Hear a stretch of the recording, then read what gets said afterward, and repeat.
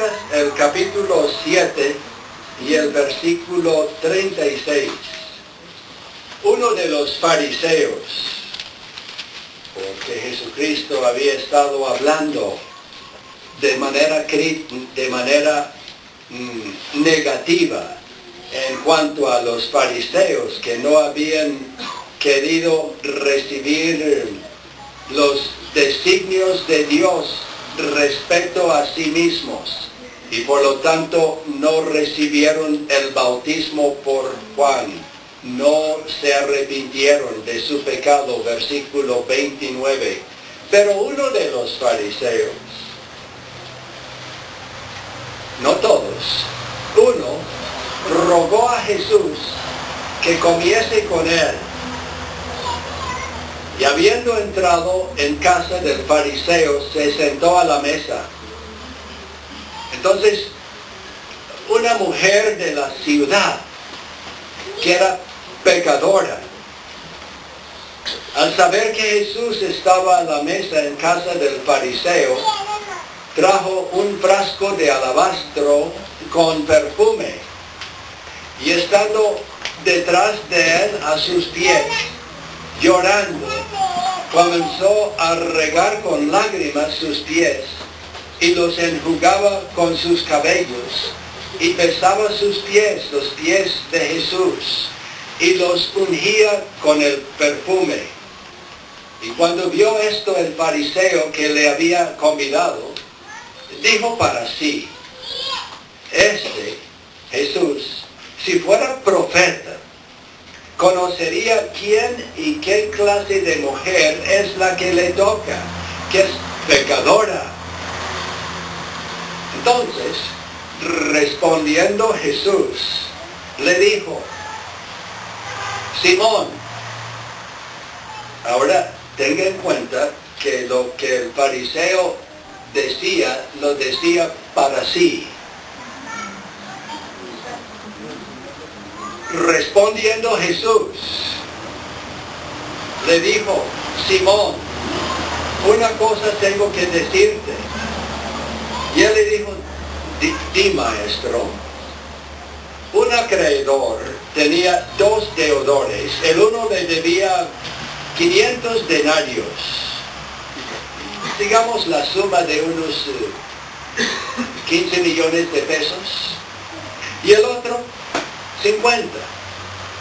Pongamos por ahí 1,5 millones. Y versículo 42, no teniendo ni el uno ni el otro de los deudores con qué pagar, perdonó el acreedor a ambos. Di pues, ¿cuál de ellos le amará más? Respondiendo Simón, dijo, pienso que aquel a quien perdonó más. Y Jesús le dijo, rectamente has juzgado. Y vuelto a la mujer, dijo a Simón, ¿ves esta mujer? Entré en tu casa y no me diste agua para mis pies, señal de cortesía en aquel clima donde andando en sandalias se ensuciaban los pies con la arena. No me diste agua para mis pies, mas esta que tú calificas de manera tan denigrante, esta ha regado mis pies con lágrimas y los ha enjugado con sus cabellos. ¿No me diste, Simón, beso? El saludo acostumbrado al recibir huésped en la casa para cenar. ¿No me diste beso? Mas esta, desde que entré, no has cesado de besar mis pies. No ungiste mi cabeza con aceite, Simón. Otra cortesía para aliviar un poco la quemadura del sol. No ungiste mi cabeza con aceite, mas esta ha ungido con perfume mis pies. Por lo cual, te digo que sus muchos pecados le son perdonados. porque amó mucho. Mas aquel a quien se le perdona poco, poco ama. Y a ella le dijo, tus pecados te son perdonados. Y los que estaban justamente sentados a la mesa, comenzaron a decir entre sí, ¿quién es este? ¿Que también perdona pecados? Pero él dijo a la mujer, tu fe te ha salvado, ve en paz. ¿Qué pasó a esta mujer? ¿Qué manera de actuar? Entrar sin ser invitada. Y entrar en casa de fariseo, una prostituta, porque era mujer de la calle. Y actuar de esa forma tan escandalosa ante los ojos públicos de quién sabe cuánta gente. ¿Qué fue lo que le motivó? Claro, aquí tenemos que tener cuidado porque acostumbrados a las telenovelas, la música, los medios de comunicación, etcétera, etcétera, etcétera, ya tenemos todo contacto entre hombre y mujer como cosa de inmoralidad. Descartemos eso. Esto fue escrito en otros tiempos, cuando las cosas no fueran tan en la superficie del pensamiento del ser humano, ¿no? Y sin embargo,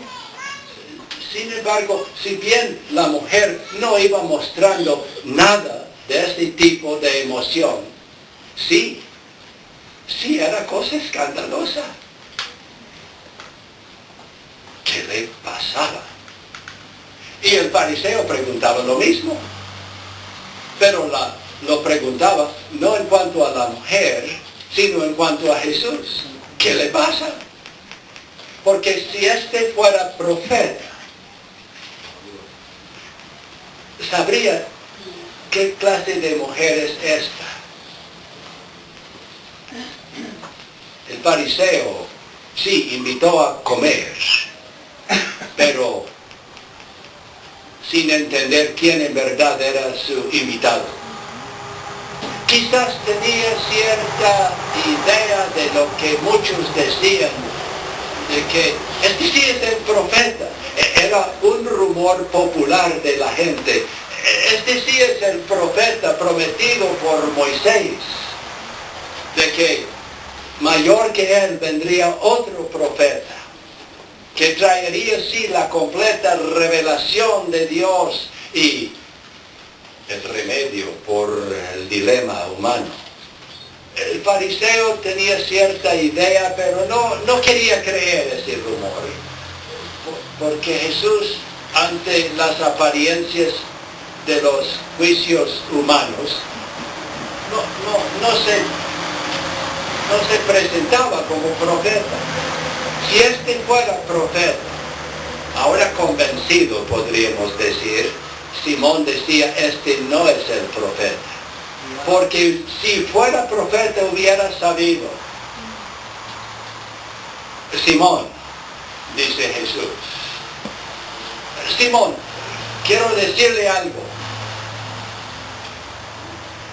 Diga, Señor. Esto, Simón, leemos otra vez estos versículos. Porque no fue lo que el fariseo esperaba escuchar. Versículo 44. Vuelto a la mujer, que estaba, se reclinaba en sofás para recibir el alimento en la mesa. Y por eso ella ahí estaba atrás, arrodillada seguramente, y ahí sí mostrando este respeto,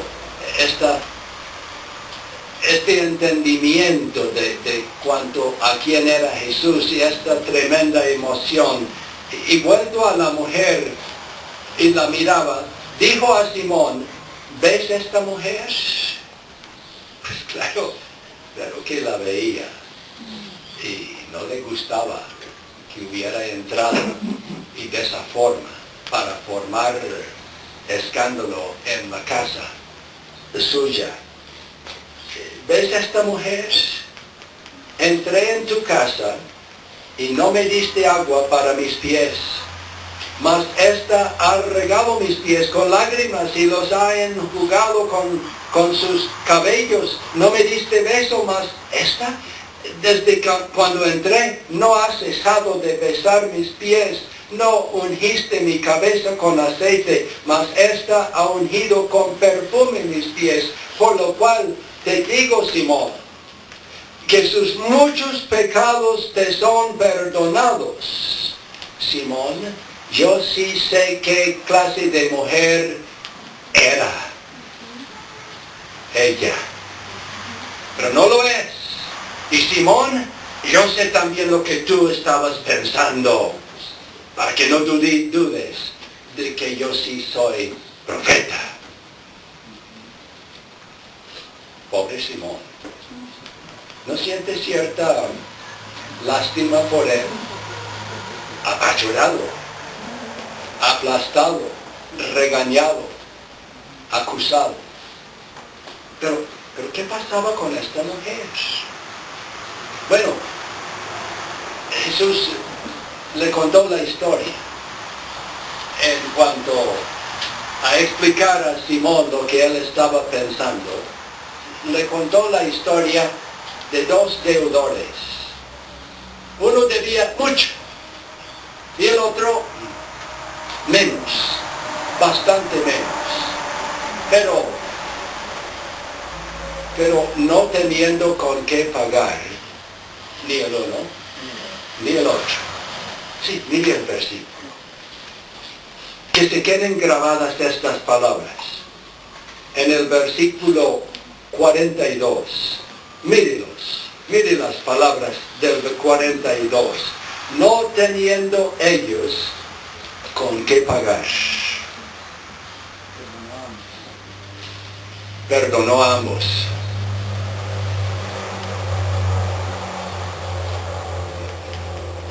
Ahí la historia. Y le pregunta Jesús a Simón, ¿cuál de los dos deudores amaría más a quien les había perdonado?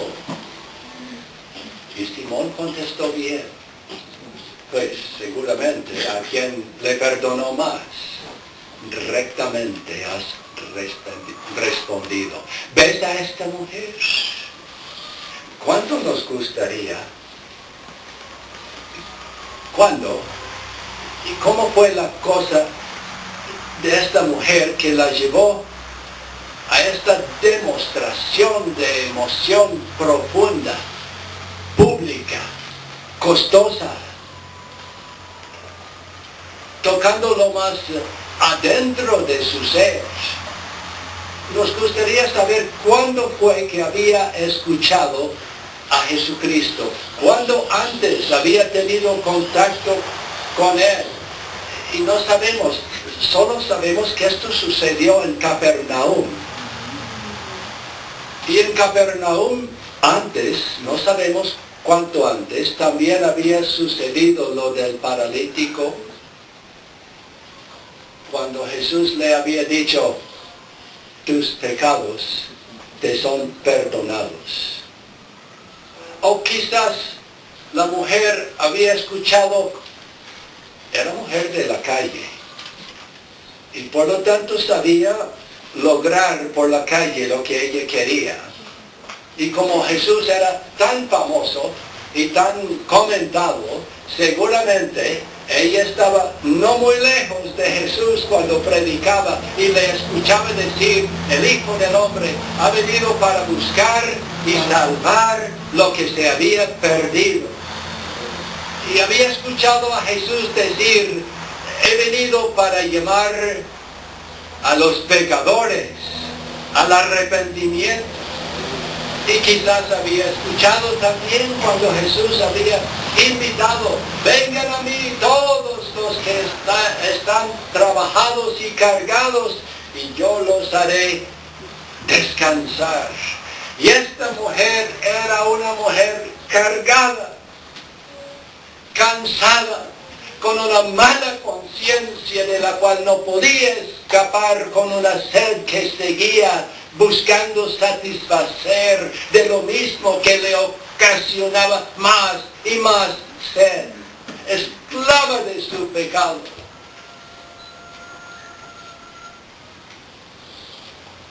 Y en algún momento, no sabemos cuándo, escuchando las palabras del Salvador, sin quizás entender muy bien quién era.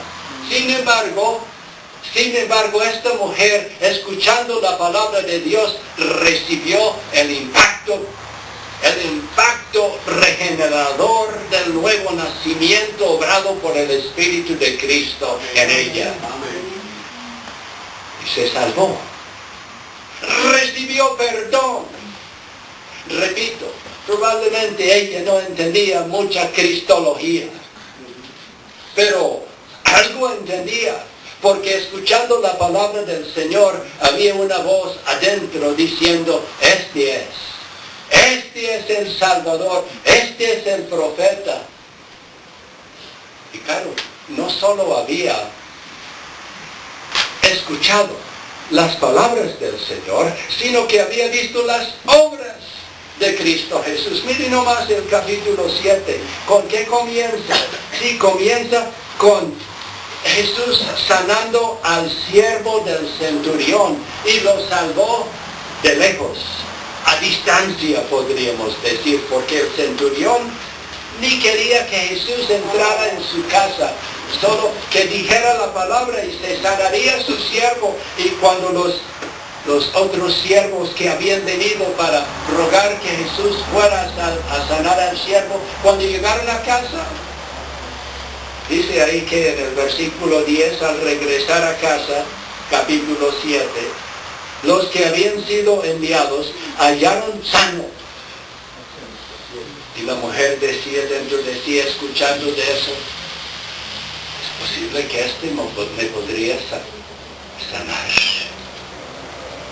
Y capítulo 7, versículo 11, seguramente esta mujer había escuchado de la pobre viuda acompañando el ataúd camino al cementerio para enterrar a su único hijo, viuda ella, cuando de repente escucha una voz diciéndole, versículo 13, no llores. Y había visto cuando Jesús, había escuchado cómo Jesús tocó el féretro, y los que lo llevaban se detuvieron. Y cuando Jesús dijo, joven, a ti te digo, levántate. ¿Y qué es esto? Se incorporó el que había muerto y comenzó a hablar. Jesús le dio a su madre. Y si fuera poco, aquí en Lucas capítulo 7, tenemos el relato cuando no menos que Juan Bautista dudaba, empezaba a dudar en cuanto a quién era Jesús, versículo 20. Cuando pues los hombres vinieron a él, dijeron, Juan el Bautista nos ha enviado a ti para preguntarte, ¿eres tú el que había de venir o esperaremos a otro? Y en esa misma hora, quizás estuviera presente la mujer de la calle, la prostituta. Respondiendo Jesús les dijo, id, haced saber a Juan lo que habéis visto y oído. Los ciegos ven, los cojos andan, los leprosos son limpiados, los sordos oyen, los muertos son resucitados, y a los pobres es anunciado buenas nuevas. Bienaventurado el que no halle tropiezo en mí. Sí, todo ello había visto la mujer, había visto que este sí era un Salvador poderoso. No podría ayudarme a mí, esclavo de mis deseos corrompidos, viviendo de manera derrochada, viviendo de mal ejemplo para todo el mundo, sabiendo que tengo que confrontar a mi Dios en el día del juicio final, sufriendo ya en este momento las consecuencias de mi pecado, porque el pecado es su propio castigo. Esta mujer decía dentro de sí, ¿no podría ayudarme? Salvador poderoso, pero Salvador misericordioso, porque en algún momento antes de esta entrevista, de esta entrada escandalosa, la mujer había recibido dentro de su más profundo corazón palabras de misericordia. Tus pecados te son perdonados. Y por primera vez en su vida descansó. Una pregunta. Esta demostración de amor, porque amor era lo que mostró a Cristo, eso sí. Mire lo que hacía otra vez. Versículo 38. Entrando detrás de Jesús a sus pies, llorando, comenzó a regar con lágrimas sus pies y los enjugaba con sus cabellos y besaba sus pies y los ungía con el perfume. Esto sí fue una demostración de adoración, de culto, de respeto, de agradecimiento, de amor. ¿Cuándo fue que comenzó a amar y rendir culto a Jesús? ¿Antes o después de ser perdonado?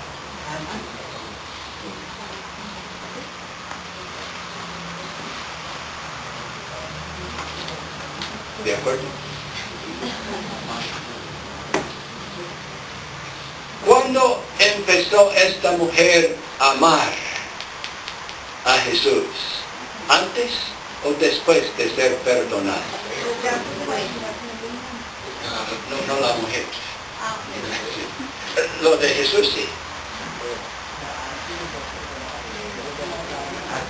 ¿Amaba a Jesús para llegar a ser perdonada, o por ser perdonada amó a Jesús? ¿Convencidos?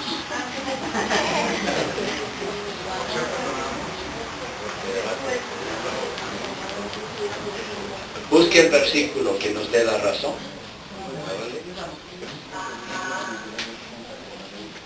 ¿Sí lo encontraron? 47. Por lo cual te digo, Jesús dice a los convidados, a Simón, te digo que sus muchos pecados le son perdonados porque amó mucho. Bueno, si leemos hasta ahí, diríamos que amó primero, antes. Pero ahí no termina el versículo, ¿verdad?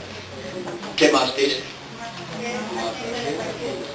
A quien se le perdona poco, poco ama. Pero a quien se le perdona mucho, mucho ama. Y otro versículo.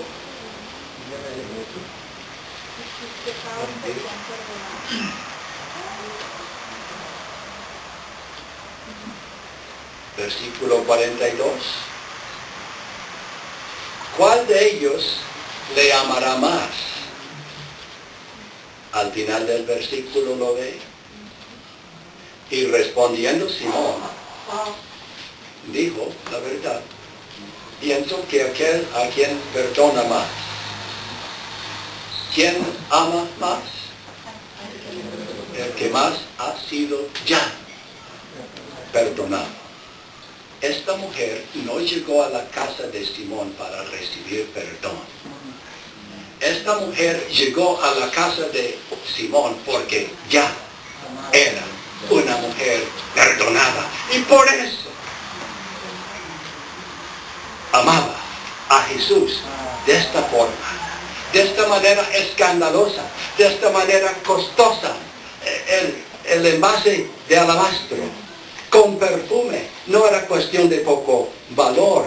Esta demostración incontenible de profunda alegría, manifestada con lágrimas. Esto era el resultado de haber recibido inmerecidamente, inesperadamente, de haber recibido por razón de la misericordia y la bondad de Dios sobre ella, pecadora, mujer de la calle, haber recibido el perdón, y por lo tanto su culto era culto de fervor, culto de entrega, culto de celebración, culto de respeto, culto de reconocer la dignidad de aquel a cuyos pies se encontraba. Es posible que alguno esta mañana cantó sin pensar en las palabras del himno. ¿Soy el único? ¿Por qué tan fríos en nuestro culto? Indiferentes en cuanto a rendir agradecimientos al Señor. ¿Por qué será? ¿Será posiblemente porque ni hemos sido perdonados?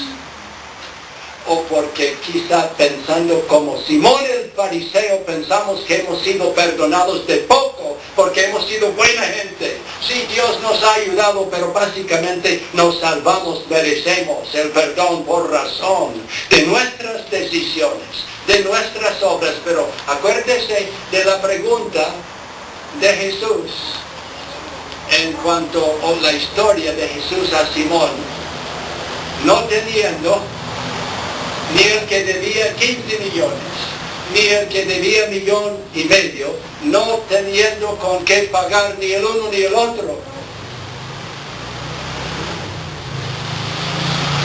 ¿Ve por qué nosotros no somos muy fervientes, muy adoradores? Porque nos cuesta estar en culto.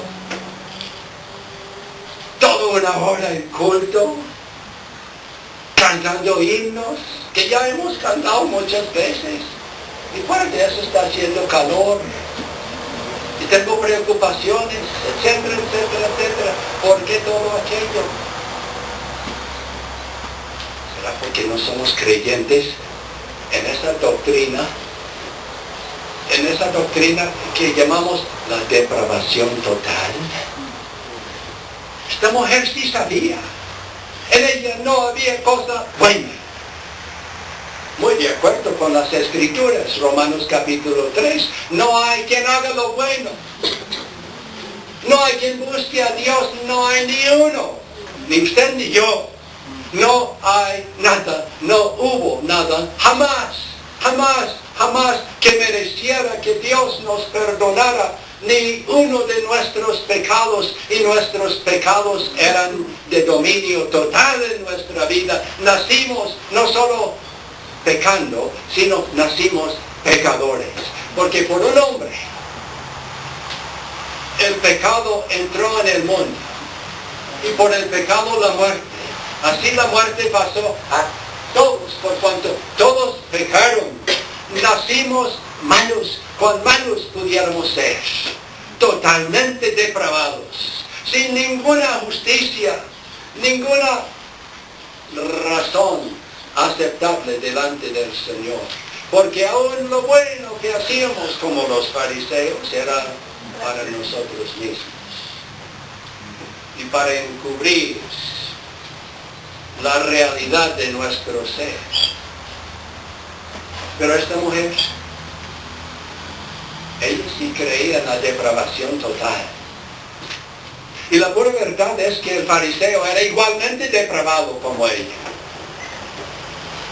Solo que en la providencia de Dios, lo llamamos la gracia común a veces, Dios no había permitido que el fariseo pecara en toda la medida de la posibilidad de su personalidad y de su naturaleza para pecar. Dios lo había frenado. Sí. y tomó lo que le parecía justicia propia, como razón por qué no sentir gratitud a Dios y hasta dudar que Jesús fuera el profeta.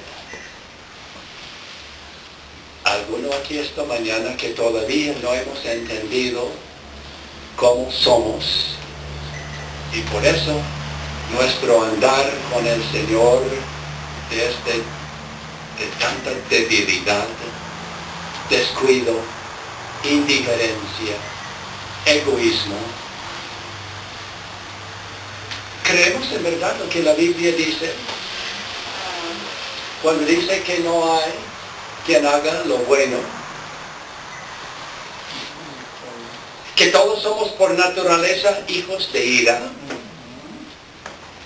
que todos somos, tal como nacimos, esclavos del diablo, esclavos del mundo, esclavos de la carne. ¿Creemos eso? Nosotros nos llamamos reformados, la mayoría, ¿sí? Y la mayoría entendemos que eso quiere decir que creemos que dependemos totalmente de la gracia de Dios. Pero la realidad es que usted y yo seguimos siendo egoístas, aún regenerados. Si decimos que no tenemos pecado, mentimos. Pero por considerarnos buena gente, por no reconocer lo que somos, todavía la ley del pecado está en nosotros. Romanos capítulo 7. Por eso vivimos como egoístas que somos todavía. Y por lo tanto, a cada rato estamos peleando con alguno, insistiendo en tener la última palabra, en salir justificados de nuestros pareceres, en tener cumplidos nuestros derechos y caprichos. Y si no, la pelea. ¿Cómo le va en su matrimonio? ¿Y todavía no cree en la depravación total? ¿Y sus hijos? ¡Qué bonitos son! Sí, muy bonitos, pecadores. Fariseos, nacieron fariseos, confiados en sí mismos. Gracias a Dios que yo no soy como este publicano. Lo que estoy diciendo es recordarnos de nuestra identidad bíblica. Dejemos atrás lo de la historia de la reforma bíblica. La Biblia es la historia, la Biblia es la declaración de la realidad de todo ser humano sobre la faz de la tierra que jamás haya nacido o que nacerá. Totalmente depravado. Sí, Dios en su providencia mantiene a algunos fariseos, pero la mayor parte de la población sí es de la calle. ¿No es cierto? Unos pocos fariseos, porque si no, la sociedad se desintegraría y estaríamos matándonos los unos a los otros. Es solo por la gracia de Dios, por los frenos que Dios nos pone, por la conciencia de la ley escrita dentro. Es solo por eso que no actuamos consecuentemente con lo que somos. Y por lo tanto, Dios nos dio en las Escrituras, desde Génesis hasta Apocalipsis, dos verdades básicas: el pecado humano y la gracia divina. Y cómo nos aburre leer toda la Biblia. Pero tenemos la Biblia, todas las páginas de la Biblia, tenemos toda la Biblia con el fin de enseñarnos la realidad de lo que somos. Si Dios no interviene soberanamente, de manera completa, dependiendo nosotros totalmente de Él para o frenar o transformarnos. Y es cuando empezamos a leer la Biblia, los libros de la historia sagrada, ¿no? Esos jueces. Ay, historias hasta sórdidas, peores que las telenovelas casi. ¿Por qué está eso ahí? Y uno, tras otro, tras otro, tras otro. ¿Por qué? Porque Dios quiere enseñarnos nuestra verdadera situación, que no tenemos con qué pagar. No hay nada, nada, nada que pudiéramos aportar en lo más mínimo para que Dios nos perdonara. Nada, nada, nada. Por gracia sois salvos por medio de la fe. Y esto no de nosotros, es don de Dios, no por obras, para que nadie se gloríe jamás en nada. Obras, no hay quien haga lo bueno. No hay quien haga lo bueno jamás. Claro, hacemos el bien. Sí, hasta los no creyentes hacen el bien. Pero es bien solo en el sentido de ser santificado, en el caso de los creyentes, por la sangre de Cristo. Es la única razón por que Dios llama buenas nuestras obras, las pocas que hacemos. Pero fuera de eso, nada. Y sin embargo, actuamos como si fuéramos ya glorificados y completamente santificados. ¿Y cómo nos gusta pelear el uno con el otro? ¿Por qué? Porque uno se tiene a sí mismo como bueno, como con derechos, como superior a los demás. Si no, no estaríamos en tantas discusiones con nuestros papás o con nuestros hijos, o dentro de la iglesia, o dentro de la sociedad. Pues si pasamos de jueces y seguimos con Josué, ¿qué encontramos en Josué? Pues todavía fracaso. No total, porque Dios quería dar la tierra a su pueblo. ¿Por qué quiso dar Dios? Pues de eso hemos hablado, estudiando los pactos, para que su pueblo tuviera lugar donde desarrollar su vida en culto al Señor. Pero aún en Josué, ¿se acuerda terminando el libro? Josué les dice, no pueden servir al Señor porque sus tiendas están llenas de ídolos. Sí, ya para entrar en la tierra prometida. Y cuando se nos olvidó lo del desierto, ¿verdad? ¿Qué tal el pueblo del desierto? Pueblo santo de Dios, nación santa, ¿sí? No. Una y otra vez los profetas van señalando cómo eran los profetas. Salieron librados de Egipto mientras todavía servían a los dioses de los egipcios. Ezequiel 20 lo puede leer.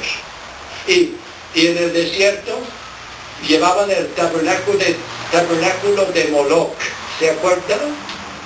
En el desierto, donde Dios les iba dando maná todos los días, agua de la roca.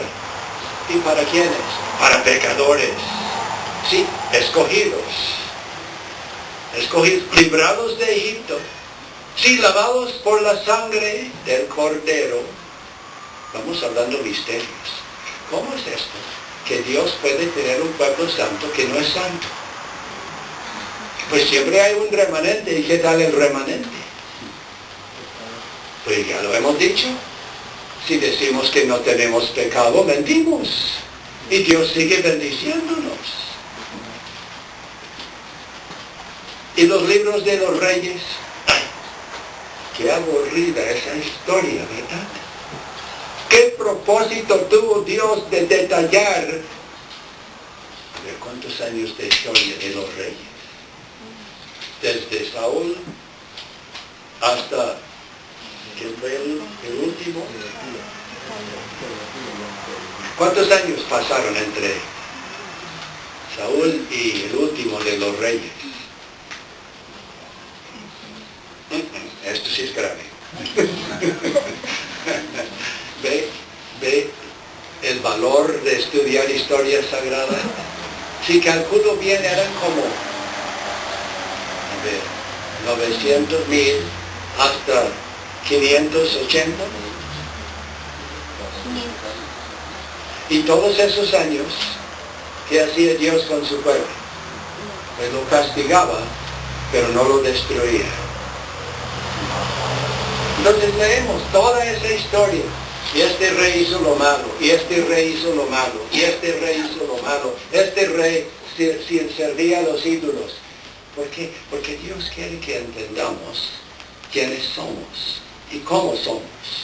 Para que comprendiendo algo más de nuestra situación pecaminosa, indigna, merecedora del infierno, para que comprendiendo algo de eso, resultemos como esta mujer. Cuando escuchamos las palabras del Señor diciendo tus pecados te son perdonados, nos arrojemos a los pies del Salvador para rendirle con toda la emoción de nuestro ser culto, culto, culto. Es decir, esta doctrina de la depravación total, de mirarnos como somos, de mirarnos de manera negativa, de desconfiar de nosotros mismos, es con el fin de que en algo comencemos a andar en el gran mandamiento. ¿Cuál es el gran mandamiento? Amarás al Señor con todo tu corazón, con toda tu alma, con toda tu mente y con todas tus fuerzas. ¿Y cómo vamos a llegar a ese punto? Pues reconociendo que nosotros, malos como somos, indignos como somos, igual como todos aquellos que siguen en el camino del infierno, hemos recibido gratuitamente, sin tener nosotros con qué pagar, hemos recibido perdón, y perdón de todo, para que andemos en santidad. No para que consigamos el perdón. No es por ahí, hechuras suyas somos, creados en Cristo Jesús para buenas obras. Las buenas obras sí, las buenas obras sí, porque nos podemos ser felices si no estamos adorando al Señor, si no estamos buscando su reino, si tenemos otros propósitos. Buenas obras sí, pero ninguna buena obra suya aportado en lo más mínimo al perdón, si es que lo ha recibido del Señor. En nada, esto no de nosotros. Don de Dios, don de la justicia, regalado para que nadie se jacte. Y sin embargo seguimos sintiéndonos superiores a los demás. ¿Cómo sabemos que nos sentimos superiores a los demás? Por el maltrato de los demás. Poniéndonos por encima, insistiendo en nuestros derechos, no negándonos a nosotros mismos, no humillándonos. ¿Ve que esta doctrina va calculada? Amar a Dios, a llevarnos a amar a Dios con todo nuestro ser y amar al prójimo como a nosotros mismos. Estas doctrinas que nosotros enseñamos de la Biblia, que nosotros creemos de la Biblia, estas doctrinas no son meras teorías. Sin estas doctrinas no sabemos pensar, sentir y vivir bien. Tenemos que volvernos otra vez, continuamente, todos los días, a reconocer la depravación nuestra. Si no, nuestro culto seguirá aquí. Y nuestra personalidad, soberbio, orgulloso.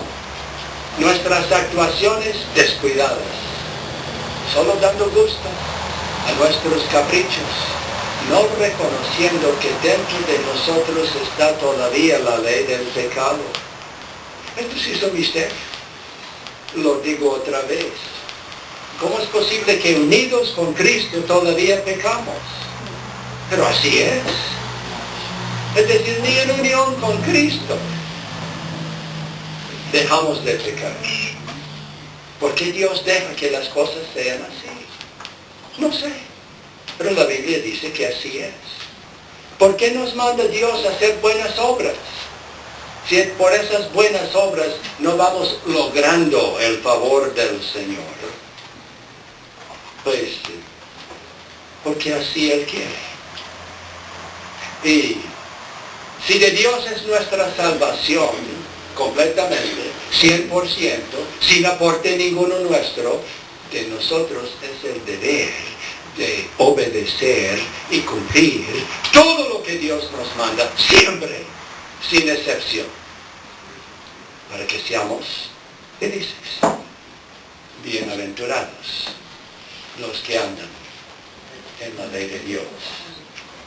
¿Cómo combinar esas dos cosas? De que la salvación depende 100% del Señor, de que nuestras buenas obras dependen del Señor, y que sin embargo tenemos el deber de andar en esos mandamientos. Es deber nuestro. Debemos estar perfeccionando. ¿Quién? Nosotros, perfeccionando la santidad en el temor de Dios. Esto es deber suyo. Cada día es deber mío, cada minuto, cada pensamiento, de andar en los caminos del Señor, de pensar la verdad de Dios, de tratar a los demás como Dios nos manda. Este es deber nuestro, no para lograr que Dios nos perdone. Porque eso Dios mismo hace porque quiere, basado en el precio que Cristo pagó. Esta mujer de la calle, entendamos bien, no siguió en la calle. No. Y ya estaba en la capilla. Casa de fariseo. Pero estaba en culto. En culto con todo su ser. ¿Por qué? Pues amaba mucho. ¿Y por qué amaba mucho? Pues porque había sido perdonado mucho. Oremos.